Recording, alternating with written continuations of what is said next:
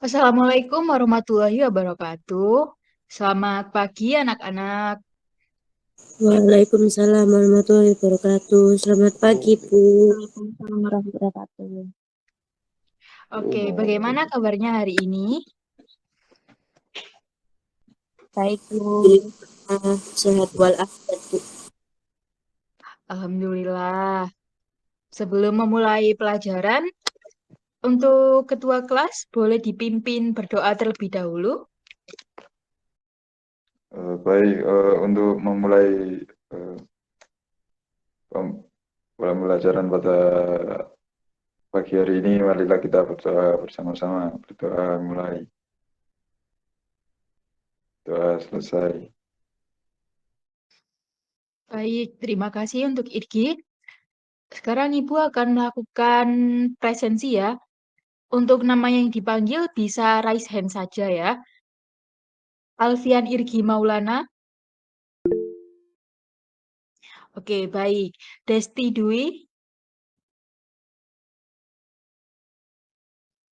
Desti. Oke, belum ada ya. Ibu lewati dulu. Balkis WA5. Oke, baik. Dwi Ayu Emelia. Baik. Aprilia Dia. Yasirli Amri. Muhammad Ansori. Baik, terima kasih. Sudah lengkap ya. Sekarang Ibu izin share screen ya. Apakah sudah terlihat? Sudah, Bu.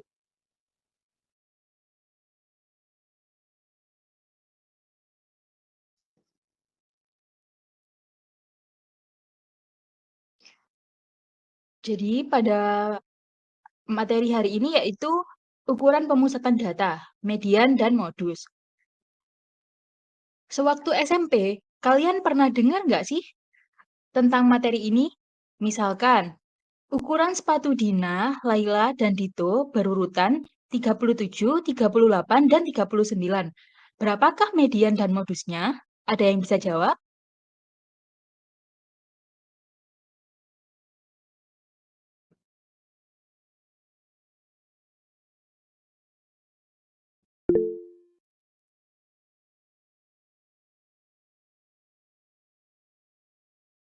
Saya, Bu, mau menjawab. Iya, silahkan, Balkis. Untuk mediannya 38, untuk modusnya tidak ada, Bu. Oke, baik. Terima kasih atas jawabannya. Nah, bagaimana jika Denny memiliki ukuran sepatu yang sama dengan Dito, yaitu 39? Berapakah median dan modusnya sekarang?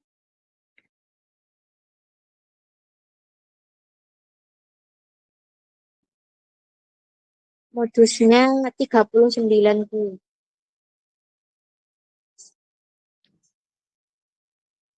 Mediannya?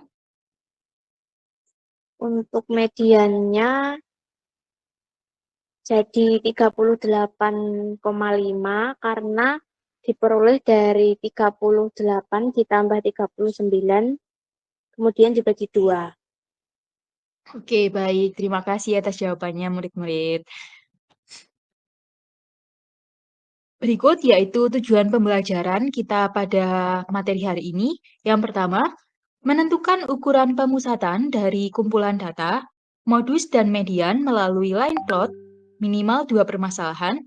Yang kedua, merancang kuis online interaktif menggunakan platform yang dipilih minimal 5 soal pilihan ganda dan 2 soal isai mengenai median dan modus. Sampai sini, apakah ada pertanyaan? Belum ada, Bu. Oke, baik. Apa sih manfaatnya belajar median dan modus itu? Median dan modus digunakan dalam analisis penjualan sehingga dapat membantu pengambilan keputusan seperti penambahan stok produk atau pengembangan produk baru. Nah, sebelum memulai kegiatan, Ibu mau bertanya nih, Di sini ada yang tahu nggak gimana cara mengetahui ukuran sepatu terbanyak yang dimiliki siswa dalam kelas?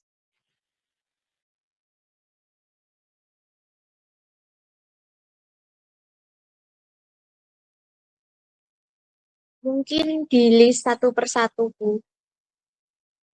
Ya, bagus. Lalu bagaimana cara menentukan nilai terbanyak dan nilai tengahnya?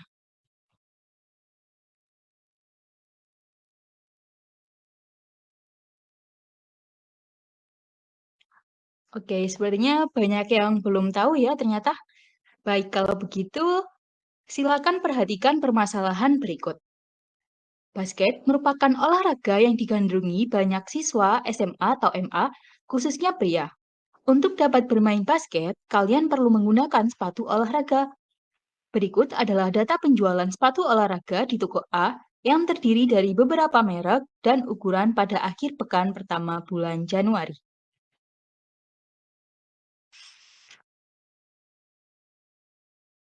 Setelah ini, Ibu akan membagikan kepada kalian LKPD yang dikerjakan secara berkelompok.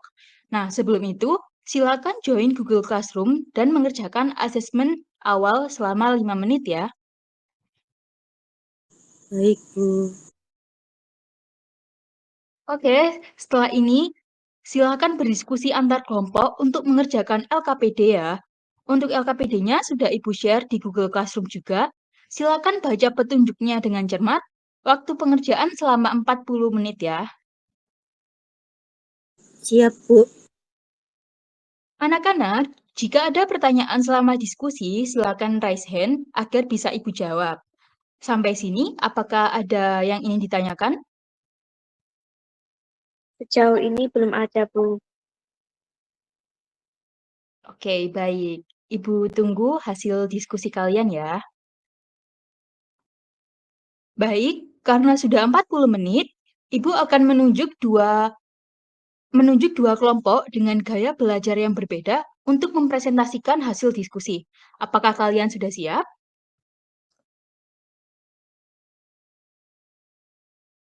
Sudah, Bu.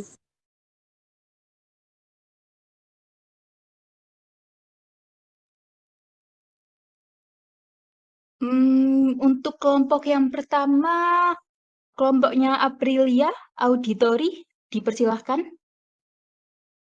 Baik, sebentar ya, Bu. Iya.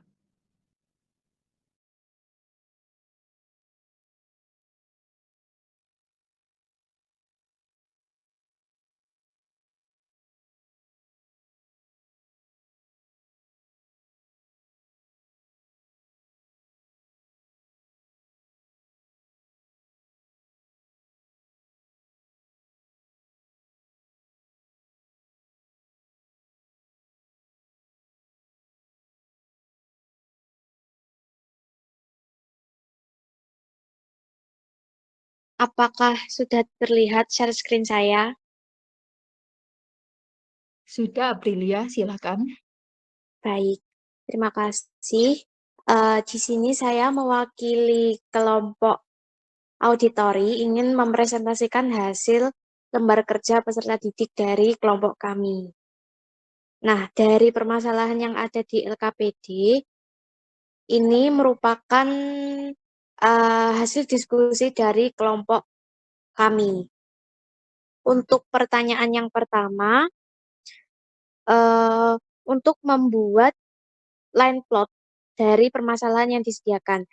Nah, ini line plot yang telah kelompok kami buat. Kemudian yang kedua, jelaskan bentuk dari line plot yang dihasilkan. Nah, dari line plot tersebut terlihat bahwa mayoritas pemain basket di SMA memiliki ukuran sepatu nomor 42 sampai 44. Ukuran lainnya tetap ada, hanya saja tidak dominan. Hal ini cukup masuk akal melihat usia siswa SMA dan tinggi siswa pemain basket yang cenderung tinggi. Kemudian pertanyaan yang ketiga, yaitu data terkecil dan data terbesar dari kumpulan data ukuran sepatu tersebut. Untuk data terkecilnya yaitu 38 dan data terbesarnya itu 45. Kemudian pertanyaan keempat, bagaimana kalian dapat menemukan data terkecil dan data terbesar dengan melihat diagram line plot? Nah, untuk melihat data terkecil, itu dapat dilihat dari tanda X yang berada di paling kiri. Sedangkan untuk melihat data terbesar, itu terletak di line plot yang paling kanan. Kemudian pertanyaan kelima, tentukanlah jangkauan dari data ukuran sepatu dari tabel di atas. Nah, jangkauan dari data ukuran sepatu tabel di atas itu 45 dikurangi 37. Jadi jangkauannya, maksud saya 45 dikurangi 38. Jadi jangkauannya itu 7. Terus untuk pertanyaan ke-6, tentukanlah modus dari data ukuran pada sepatu tabel di atas. Nah, modus dari ukuran sepatu tersebut itu 43 karena muncul terbanyak, yaitu sebanyak 6 kali. Kemudian pertanyaan selanjutnya, bagaimana kalian bisa menentukan modus sekumpulan data dari diagram line plot? Nah, dari line plot, modus ditemukan yang memiliki tanda X yang paling tinggi. Kemudian pertanyaan selanjutnya, urutkanlah data ukuran sepatu di atas dari yang terkecil sampai yang terbesar. Lalu tentukanlah medianya. Di sini banyak datanya itu ada 25. Kemudian median terletak di data ke-13.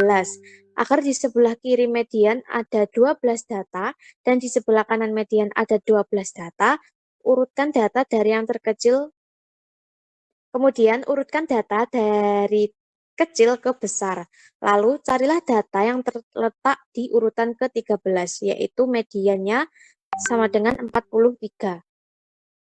Kemudian yang terakhir, bagaimana kalian dapat menentukan median dari sekumpulan data dengan melihat diagram line plot? Nah, karena kita sudah mengetahui bahwa median terletak di data ke-13, maka pada line plot, hitunglah dari kiri ke kanan, bawah ke atas. Tanda X yang berada di urutan ke-13 adalah median, sehingga mediannya sama dengan 43. Nah, mungkin itu saja hasil diskusi dari kelompok kami. Jika ada yang ditanyakan, saya persilahkan. Oke, bagus sekali untuk Aprilia. Apakah teman-teman ada yang ingin menanggapi ataupun bertanya apabila ada yang kurang dipahami?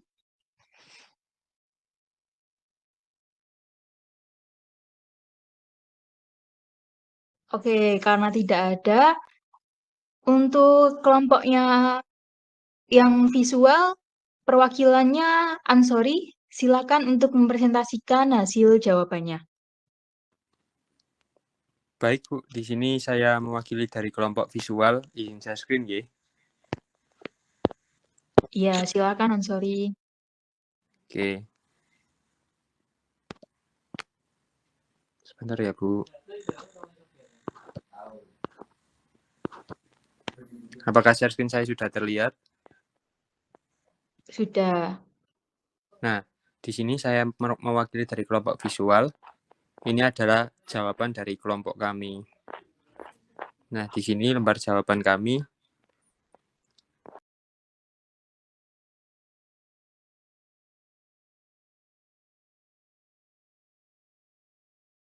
Izin untuk berhenti berbagi. Baik, terima kasih untuk Ansori dan juga Aprilia yang sudah mempresentasikan hasil diskusi kelompoknya. Sekarang kita akan Ibu akan menjelaskan apa sih median dan modus itu. Izin share screen kembali ya.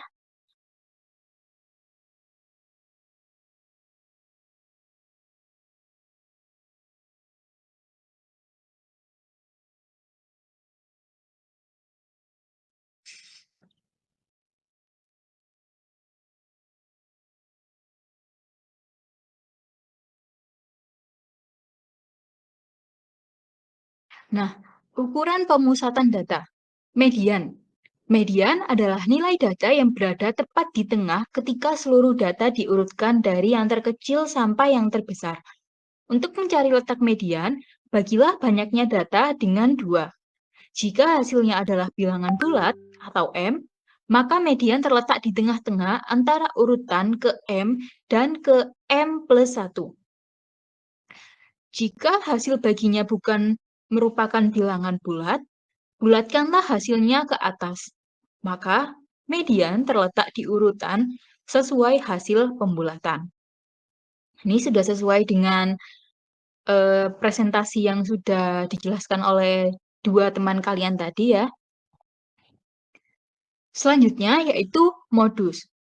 Modus dari sebuah kumpulan data adalah data yang paling sering muncul atau memiliki frekuensi paling besar. Kedua ukuran pemusatan ini memiliki keuntungan, yaitu tidak terpengaruh jika kumpulan data memiliki data pencilan atau data yang berbeda dari kumpulan datanya. Nah, selain modus dan median, kalian bisa melihat rentang dari kumpulan data melalui range atau jangkauan. Seperti pada soal yang sudah disebutkan tadi kan ada soal yang membahas tentang jangkauan ya. Nah, jadi jangkauan adalah selisih antara data terkecil dengan data terbesar. Oke, sampai sini apakah ada pertanyaan? Belum ada, Bu. Baik, karena tidak ada pertanyaan, mari kita berefleksi. Pada bagian mana dari materi ini yang kalian rasa kurang dipahami?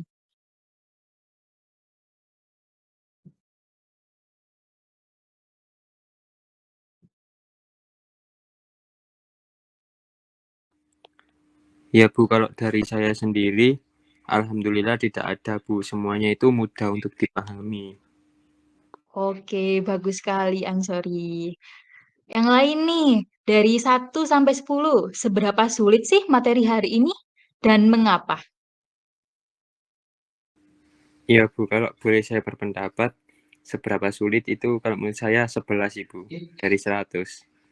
Karena materinya sangat mudah sih, Bu. Oke, baik. Terima kasih ya. Ibu cukupkan pembelajaran hari ini. Jangan lupa untuk mengerjakan asesmen individu di Google Classroom, maksimal dikumpulkan malam ini pada pukul 12 malam. Untuk persiapan pertemuan selanjutnya, silakan mempelajari materi mengenai mean atau rata-rata. Baik, Bu. Oke, saya akhiri kalau begitu. Wassalamualaikum warahmatullahi wabarakatuh.